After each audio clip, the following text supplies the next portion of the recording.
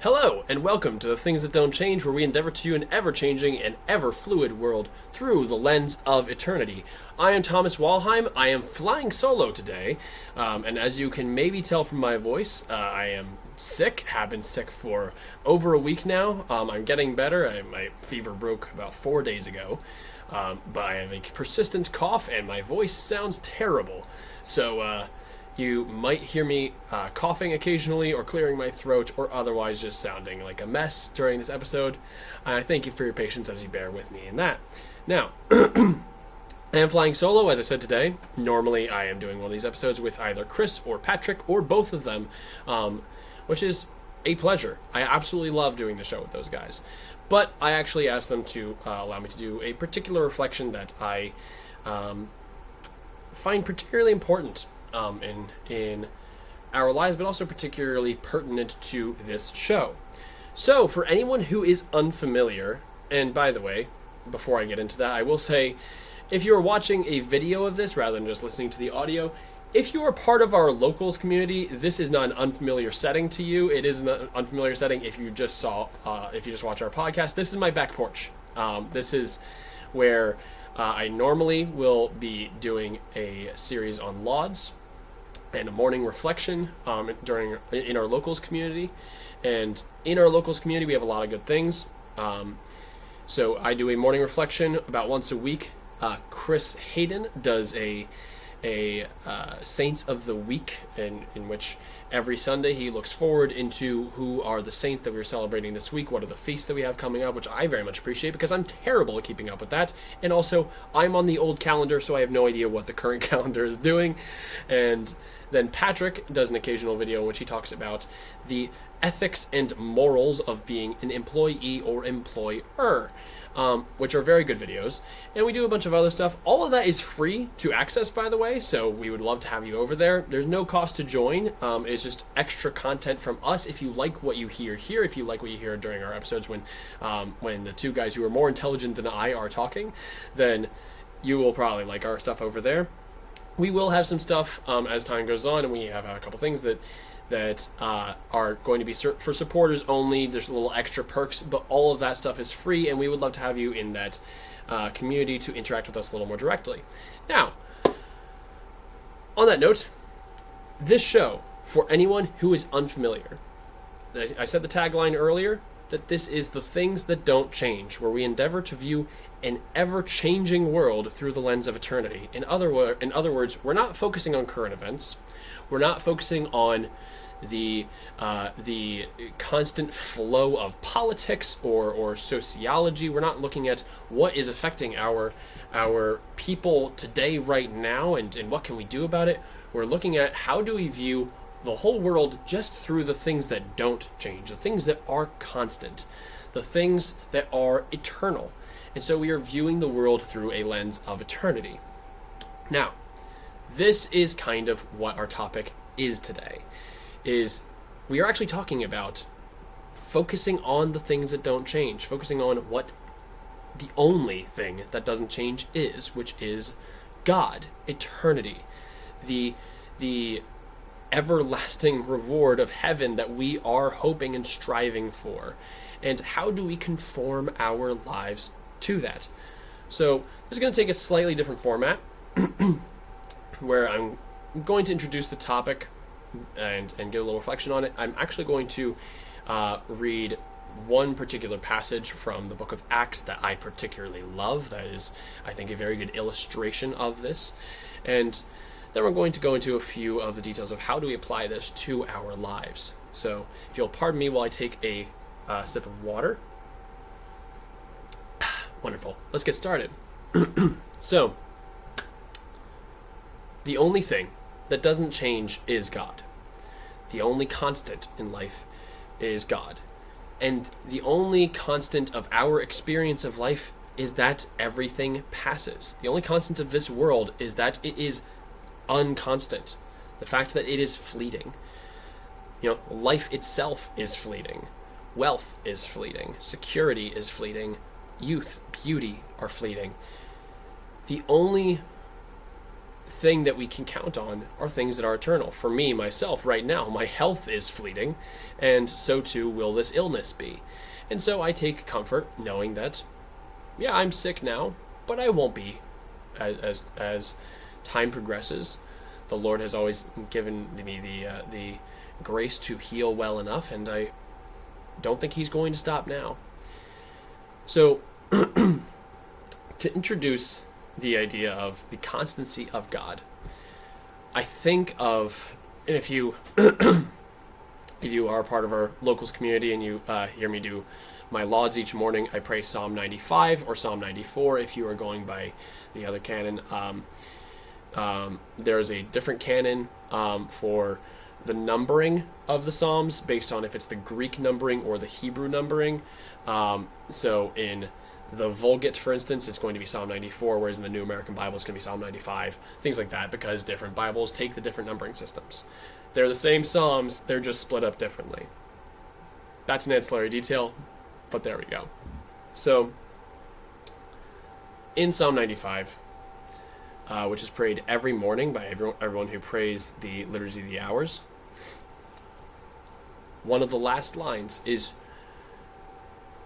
"Do not grow stubborn as your fathers did in the wilderness, where at Meribah and Massah they challenged me and provoked me, although they had seen all my works." And this harkens back to Numbers and Deuteronomy.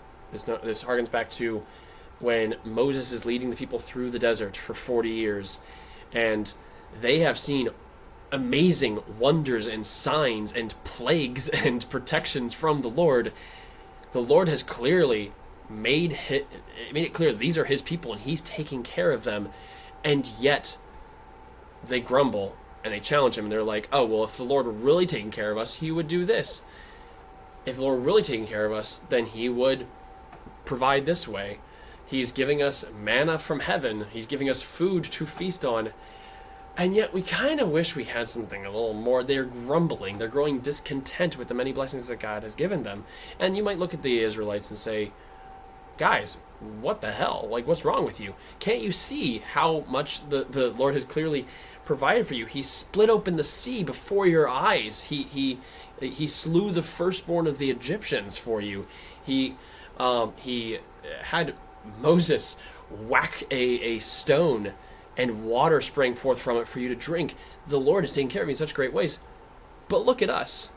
Particularly us in the developed world, we have so many blessings. In many ways, this is the best time to have been born, because the infant fatality rate is way lower. For instance, it used to be 1 in 10 children would not survive birth. Now it's almost unheard of at this point to lose a child in childbirth. The life expectancy is significantly higher than what it used to be. The access to information is leagues ahead of where it has been at any other point in history. It is insane how blessed we are, the copious, generous gifts that we have been given, and yet we sometimes think, well, maybe the Lord isn't providing for us. Maybe the Lord isn't looking out for us, you know? And that's not necessarily in a way of we think of it as directly challenging the Lord or His ability, right? It's not a matter of we don't think He can and we're outright saying that. Sometimes it's a little sneakier than that. Sometimes it's something is taken away from you that gave you some sort of security. Maybe it's a job, maybe it's a relationship, maybe it's a car or house or a loved one that you just tragically lost who has died. It could be a lot of things. But when you're in those moments, you tend to say, I don't know how I'm going to get through this. And maybe, for instance, you even do go to the Lord and you pray and say, please help me to get through this. Whereas you could say, I know the Lord will get me through this. He always has. He's probably not going to stop now. And so instead my prayer is, Lord, help me to trust in you. Help me to trust in my fickleness, in my weakness. Help me to trust that you are going to bring me through this. You have never failed to provide for me, and I trust that you will not stop now. And so help me to trust in you rather than to wallow in the fear of what may not happen. So that's the essential idea behind all of this, right? So to put things in a kind of humorous perspective, this morning, as my wife and I and our little 1-year-old daughter, Chiara, I always say Chiara with like a sort of almost trilled R just because it's like an Italian name. Her name's Chiara. I don't know why I do that. It's just fun to say it that way. But in any case, our 1-year-old daughter was getting up and we found on YouTube a few old episodes of the Magic School Bus. And so we put on Magic School Bus for her. We're like, oh, let's show her Magic School Bus. That's kind of fun, right? And I was saying to my wife, you know, Miss Frizzle is a really good analogy for God. Because every single episode, she brings the kids into this wild and unconventional space. Maybe they're inside someone's body, checking out what their blood platelets are doing. Maybe they are down in a jar, seeing how air works. Maybe they are in a remote control plane. They've been shrunk down to go into a remote control plane to see how flight is achieved and the science of aviation. You know, there are a lot of different things that she does, and every single time they think, how are we going to get out of this? Something terrible has happened and we're all going to die. And Miss Frizzle's always perfectly confident it'll be fine, and every single time the kids end up fine because Miss Frizzle pulls something out of her basket of goodies. The bus turns into something, and every single time she knew exactly what she was doing. She was going to get them out. And yet, every episode, they go, this is it, we're doomed. And I was saying to Jess, this is a really good analogy for our relationship with God, because our Father has always provided for us. He's always taken care of us. He's always protected us. And in so many countless, innumerable ways. And yet, every single time that we fall into some sort of hardship, every time that we lose something, we're tempted to say, how are we going to do this? We're doomed. As if every other time hasn't ended up okay, you know? And so when the kids in Miss Frizzle's class are trying to figure out how are we going to get out of this jar, and they're going, oh, this is where we're going to die, I'm tempted to look at them and be like, these kids are kind of morons. Like, I get they're grade schoolers, but they're kind of idiots, because how imbecilic do you have to be like, well, on Tuesday, we thought we were going to get eaten alive by a white blood cell, and Miss Frizzle just saved us from that. And the week before that, we were plummeting to Earth from a remote control plane that stopped working. And Miss Frizzle got us away from that.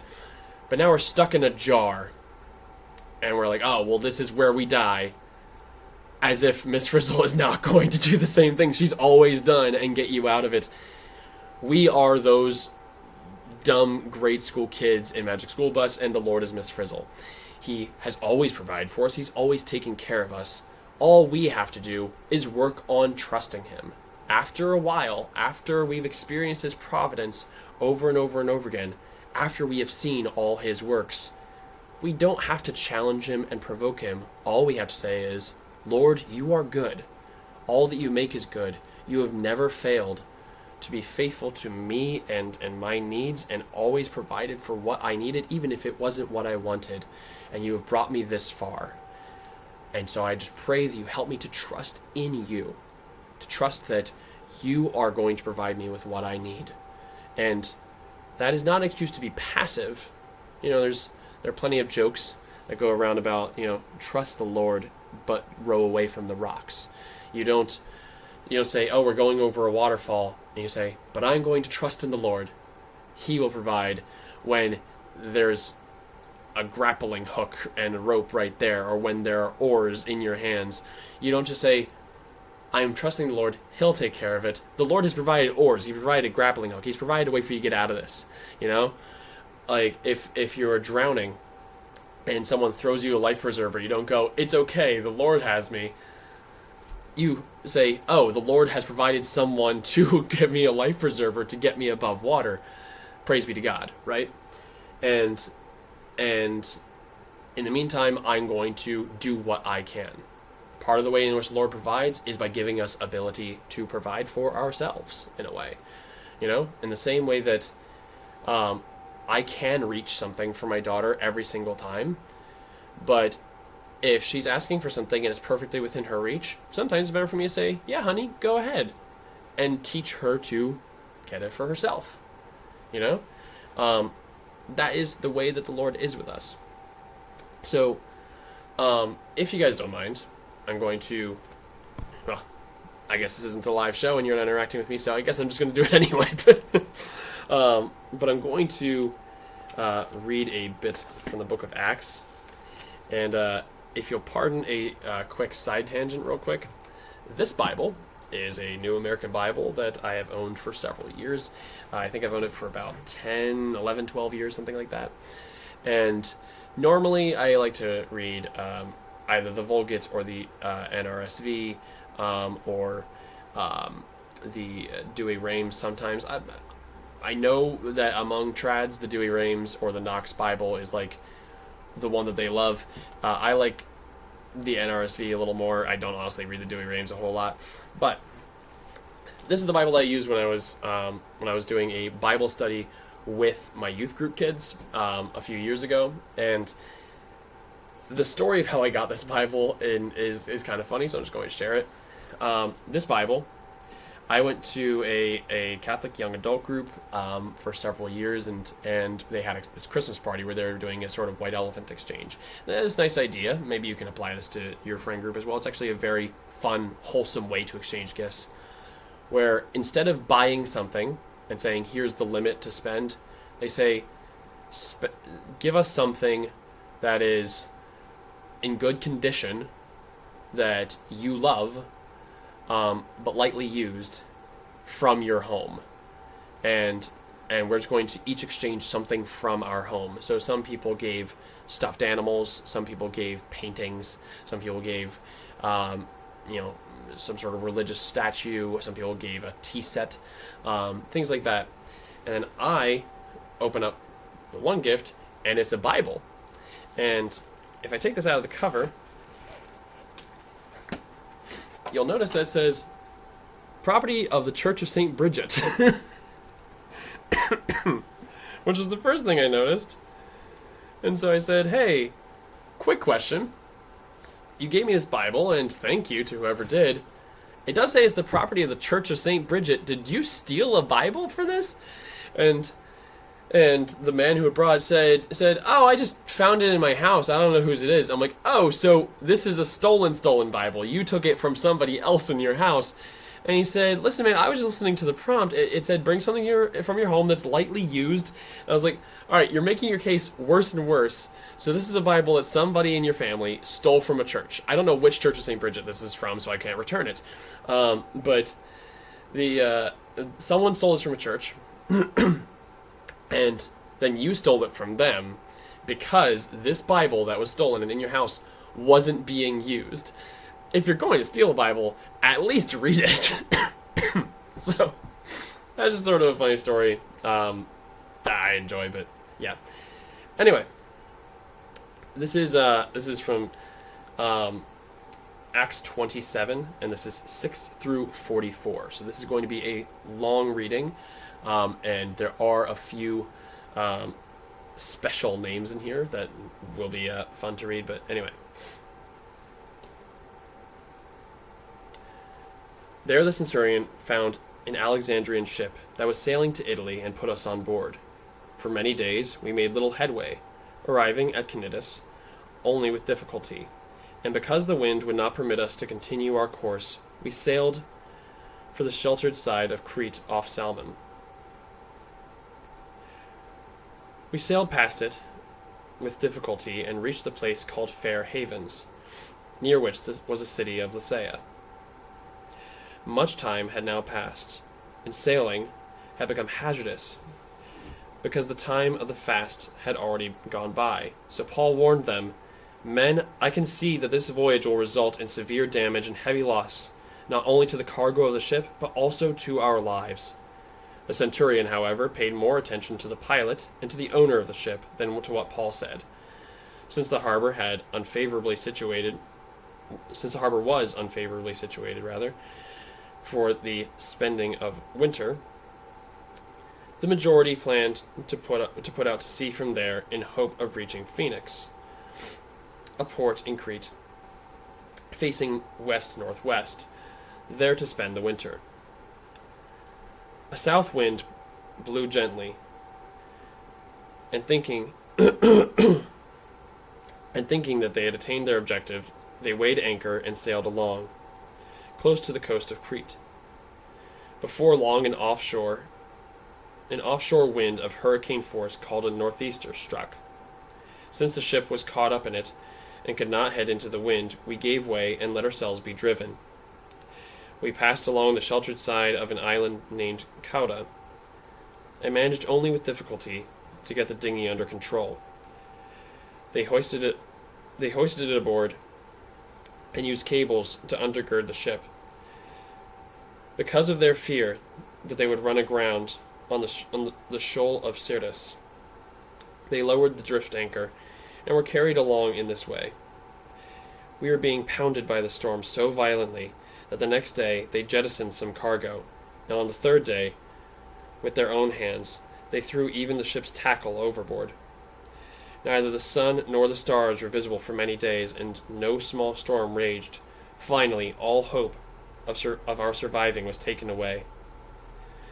When many would no longer eat, Paul stood up among them and said, "Men, you should have taken my advice and not have set sail from Crete, and you would have avoided this disastrous loss. I urge you now to keep up your courage. Not one of you will be lost, only the ship." And last night an angel of God, to whom I belong and whom I serve, stood by me and said, "Do not be afraid, Paul. You are destined to stand before Caesar, and behold, for your sake God has granted safety to all those who are sailing with you. Therefore keep up your courage, men. I trust in God that it will not turn out as I have been told. We are destined to run aground on some island." On the 14th night, as we were still being driven about on the Adriatic Sea, toward midnight the sailors began to suspect that they were nearing land. They took soundings and found 20 fathoms. A little farther on, they again took soundings and found 15 fathoms. Fearing that we would run aground on a rocky coast, they dropped 4 anchors from the stern and prayed for day to come. The sailors then tried to abandon ship. They lowered the dinghy to the sea on the pretext of going to lay out anchors from the bow. But Paul said to the centurion and to the soldiers, "Unless these men stay with the ship, you cannot be saved." So the soldiers cut the ropes of the dinghy and set it adrift. Until the day began to dawn, Paul kept urging all to take some food. He said, "Today is the 14th day that you have been waiting, going hungry and eating nothing. I urge you, therefore, to take some food. It will help you survive. Not a hair of the head of any one of you will be lost." When he said this, he took bread, gave thanks to God in front of them, broke it, and began to eat. They were all encouraged and took some food for themselves. In all, there were 276 of us on the ship. After they had eaten enough, they lightened the ship by throwing the wheat into the sea. When day came, they did not recognize the land, but made out a bay with a beach. They planned to run the ship ashore on it, if they could, so they cast off the anchors and abandoned them to the sea. And at the same time they unfastened the lines of the rudders, and hoisting the foresail into the wind, they made for the beach. But they struck a sandbar and ran the ship aground. The bow was wedged in and could not be moved, but the stern began to break up under the pounding of the waves. The soldiers planned to kill the prisoners so that none might swim away and escape, but the centurion wanted to save Paul, and so kept them from carrying out their plan.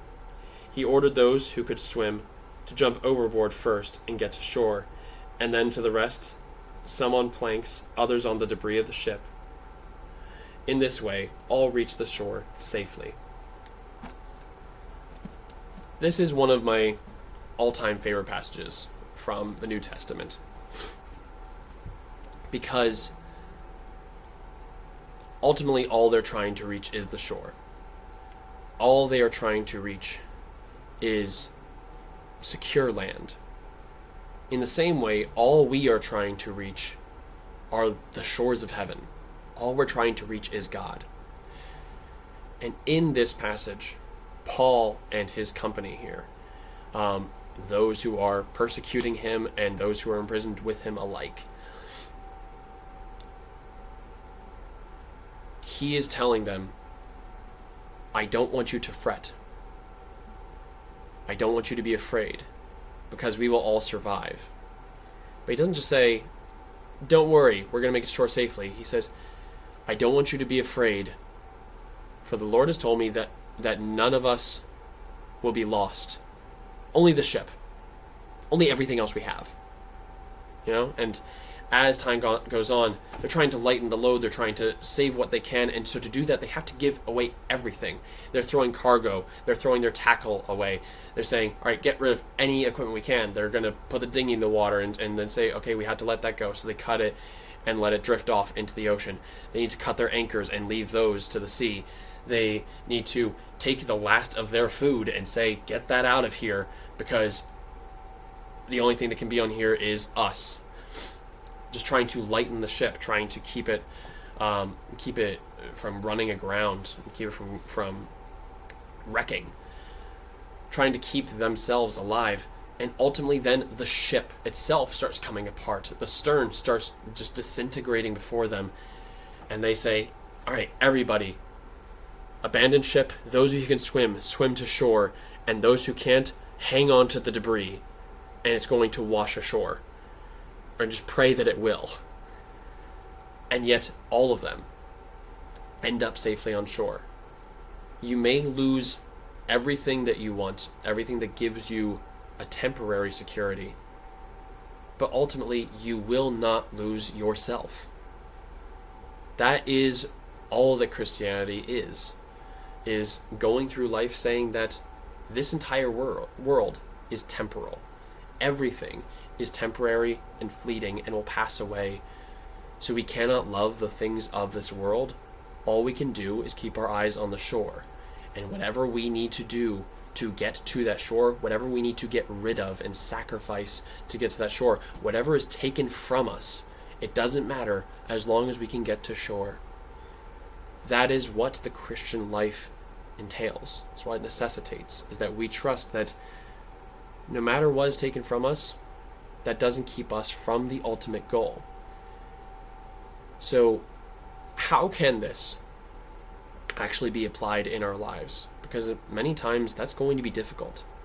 Sometimes things are taken from us against our will. Sometimes we lose a loved one, a mentor, a parent, a spouse, a child. We lose people that either we take security in, or that we put a lot of emotional stock into, or that we build our lives around. And it's hard to comprehend those things. All death is tragic, but some deaths are harder to comprehend than others, harder to wrap our minds around. People that we never expected to die, or that we built our lives around in some way, it's hard to lose those people. If I ever, heaven forbid, lost my wife, and one of these days both of us will pass from this world, all of a sudden I'd have to learn to do my taxes. There are practical things that would be lost. It's not just a matter of, but I loved this woman, and I wanted to be with her for the rest of my life. I wanted to grow old with her. There are also just practical things that now I'm missing something. When something happens in my day, who's the first person I tell? My wife. When I'm strategizing for how am I going to orient my life, I tell my wife. When I'm trying to configure my spirituality to bring myself closer to God, who is the person I confide in most? My wife. To lose her would be absolutely devastating to me. because I put so much into having her around. And yet, you may lose everything. You may lose that food. You may lose the tackle. You may lose the dinghy. You may lose the ship itself. But ultimately, all that matters is that we all get to that shore. Whether that is a person that was taken from you, whether that's a relationship that was taken from you, whether that is a job that was taken from you, whether that was a belonging that was taken from you, or a home, or anything. There are a lot of things we take a lot of security in, when we are here on Earth. But ultimately, all that matters is that we get to shore. All that matters is that we are oriented toward God. Then there are the things that aren't taken from us against our will. We actually have to get rid of them. You know? Like, in this passage from Acts 27, Paul and his company, they give some things up willingly. They say, okay, we'll get rid of the dinghy, we'll get rid of the wheat. They throw that overboard. Some things are taken from them against their will. The ship starts just disintegrating, you know? But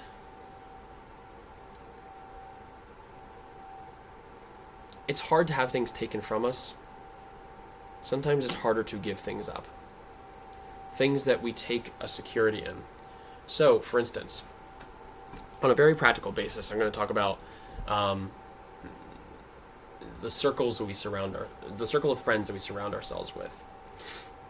I was having a conversation with a friend of mine recently, and this friend was talking about cursing, profanity, talking about the use of bad language. And he said, I want to stop cursing, but I just can't help myself. Like, I really don't that's just how I talk, and I'm not trained into anything else. And I've said the same sentence myself. It's actually, I think, one of the least useful sentences when holding ourselves to a moral standard is the sentence, I can't help myself. We always can, actually. It's just a matter of sometimes we need a little help, or sometimes we need a little accountability, or sometimes we just need to be honest with ourselves. This is totally within our strength. So, we've talked briefly a couple times in this podcast about the idea of near occasions of sin versus near occasions of virtue. When I was talking to this friend, he said, I can't help myself. Cursing is how I talk. I work in a job where everybody curses all the time, and so I'm just sort of used to it. Totally get that. But the sentence, I can't help myself, I can't actually believe, because I've seen you around my infant daughter. You're able to help yourself there. I've seen you in court. I know you don't curse there. I've seen you go to job interviews. I'm pretty sure you weren't cursing in those job interviews. There are situations in which you don't think it is proper to do so. When you enter a church, you don't. There are times in which you say, it is not a time for me to do this. It's not a time, occasion, or company for me to do this. And so you're able to control yourself. But the problem is that you're constantly in a position where that's just the norm. I myself, apart from cursing, I'll give it a more benign example, even though I could stand to put a curb on my tongue a lot more, certainly. I don't tend to use a whole lot of Gen Z slang, for instance. I tend to try to speak in ways that are time-tested and sort of transcend generation a little more. I just find that more useful and more pleasurable to my own ears. And so that's how I tend to talk. It's a lot less exhausting because you never have to change the way in which you speak. But if I am in a group of people, I worked for a couple of months with this group of guys, all of whom were just slightly younger than me, and technically speaking, I'm on the cutoff of I'm, according to some lists, a millennial, according to some lists, a Gen Z, but I consider myself to be a millennial because I grew up as the youngest of millennial siblings, whereas these guys are all the oldest or the only child in their family. And so even though we were around the same age, they're slightly younger, and there's no one that they're looking up to as a millennial guide. I don't even use millennial slang really, but when I'm with these guys, and every time that they're talking in our work group chat, they're talking in a very Gen Z slang, and they're saying things like, "Fellas, I think we're cooked," or whatever. Then that's how I talk with them. I don't even talk that way when I am speaking to them verbally, audibly, in person. But when we're in that chat, yeah, I'll talk with the same slang that they are talking, because that's just sort of something that we do. We try to assimilate to the group. And so, if our lives are meant to be oriented toward God, and this is a regular evaluation that we're supposed to be doing, is our life oriented toward God? Is it bringing us closer to Him, or is it bringing us further away from Him? We have to keep evaluating what are the things in our life that are weighing us down in our relationship with God, that are keeping us from getting closer to Him. So, for instance,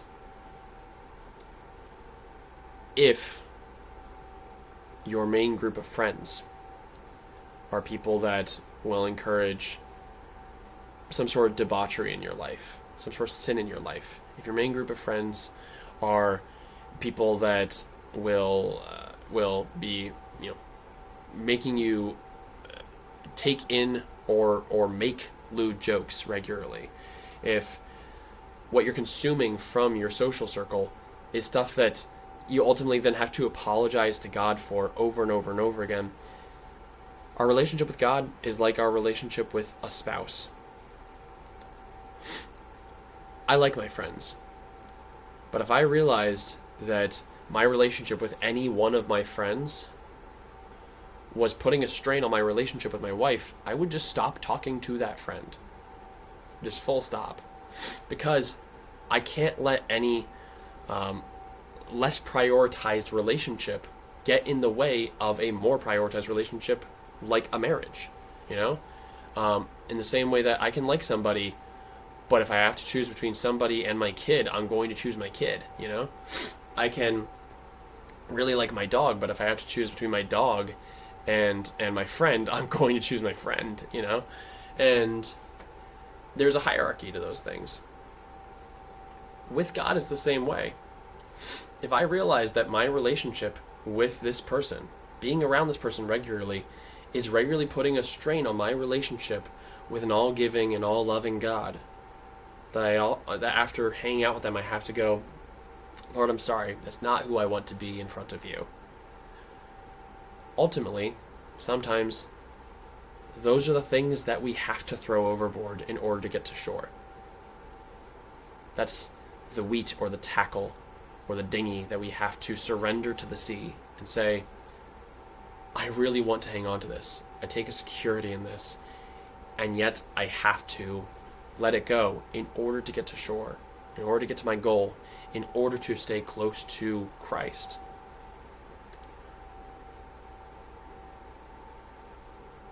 And so,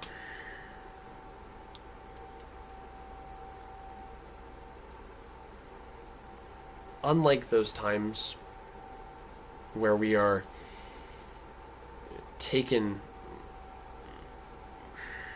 unlike those times where we have to surrender things against our will, things are just taken from us. In these instances, we have to get rid of things that we technically don't have to.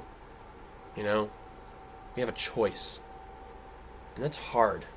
Getting rid of things that we take security in is hard. Getting rid of people is terrible. It feels awful. But if we realize that, the more I'm with this person, the more I consume this TV show, the more that I hang around this area, the more that I go to this church even, the less close I am to my Lord and Savior,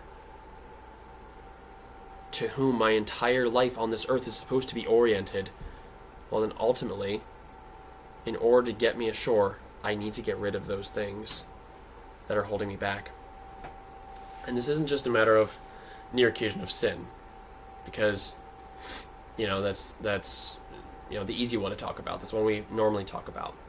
I was talking to someone a few years back, and we were talking about his struggle with pornography, and I was sharing with him. I'll be open and personal here that I've struggled with that myself earlier in my youth, and have been several years sober at this point. Praise be to God. But I was talking to him, and he was saying that same sentence. I just can't help myself. And I said, I used to think that. And then I had my first real stretch where I went a month without it, which at the time was a big accomplishment. And I went a month without it, and I thought, oh, this is great. I'm holy now. I figured it out. I'm not a wretched sinner anymore. And then all of a sudden I was home alone for the first time, had nothing on my schedule to do, didn't have any work or chores I needed to get done. So all I was doing was just poking around the internet. And then I slipped up again and fell back into that nasty cesspool of internet pornography, and I realized, oh, it's not that I've become holier, it's just I no longer had the time or occasion or opportunity to be wretched, and once the opportunity was presented to me, I fell right back in. And I could take that as a discouraging thing, or I could say, oh, there's something to that, so I need to make sure that I'm not in an environment in which I can do this.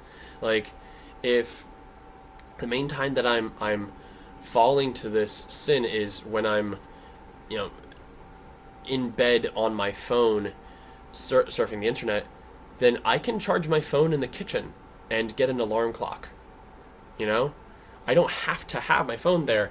Deny yourself the access to sin is the first thing. Get rid of things or people or opportunities or environments in which you are given to sin.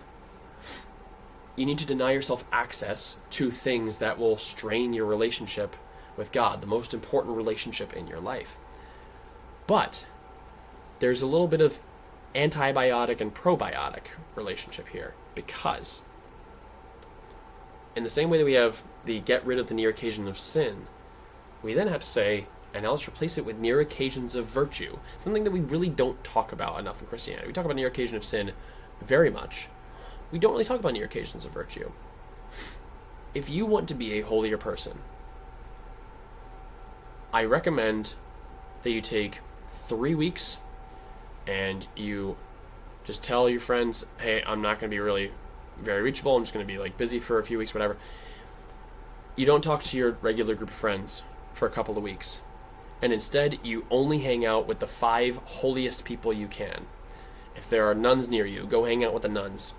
If there's a priest that you really look up to, go spend time with that priest.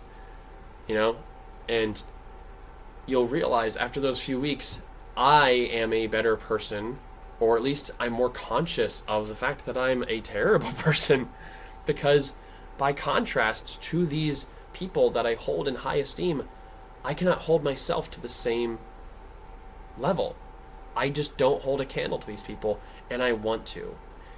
It's easy to become complacent when you're doing the same thing as everyone around you. And so, near occasions of virtue are a thing too. The things that encourage you to do good, to love our God, to serve your neighbor, to love your enemy as yourself. One good example is I have a very good group of men in my life. And for men, that is absolutely utmost importance.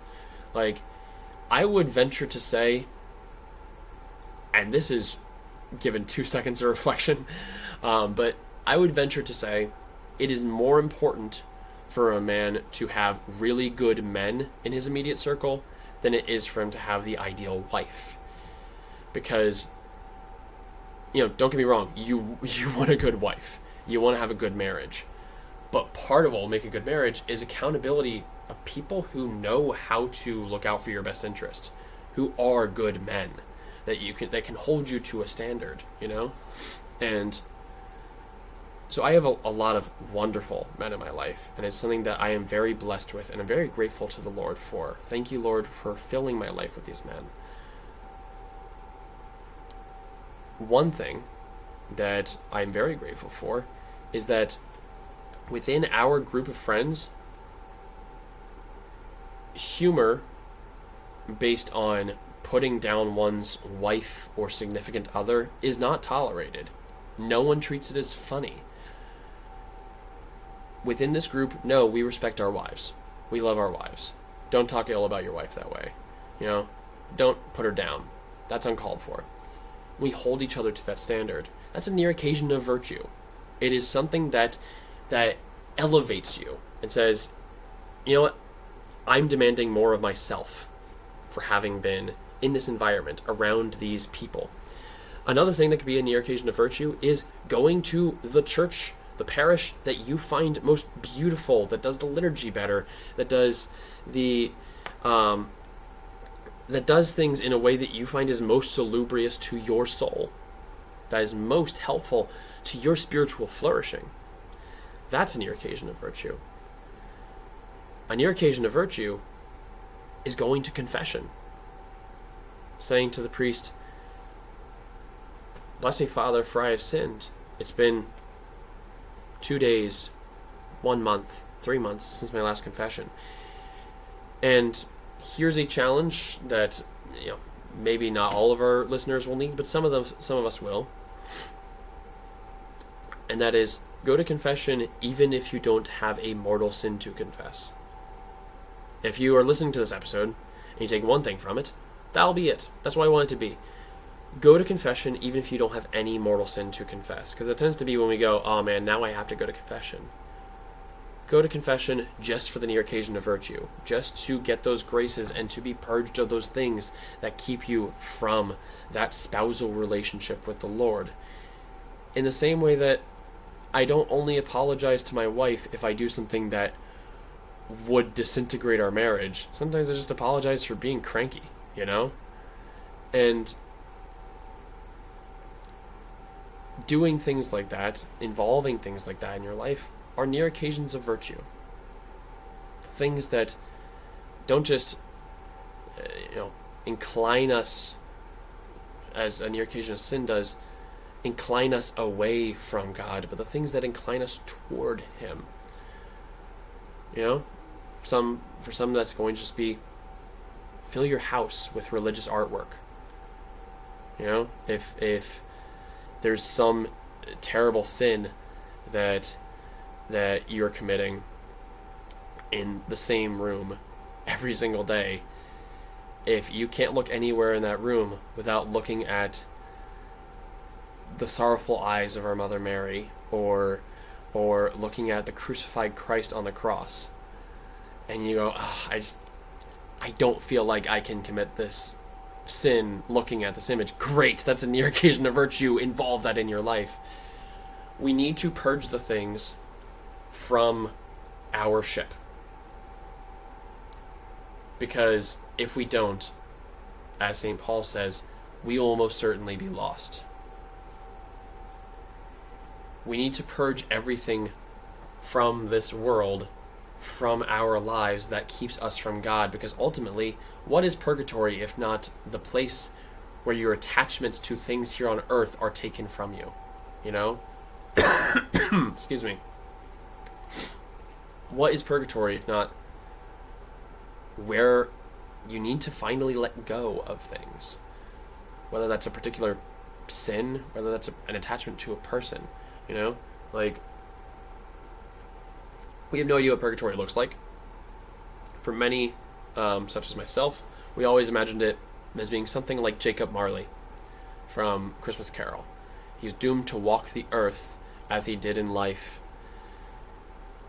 until he can finally achieve something, right? There's some goal, there's something that he's being kept on earth here for until he's finally given his reward, right?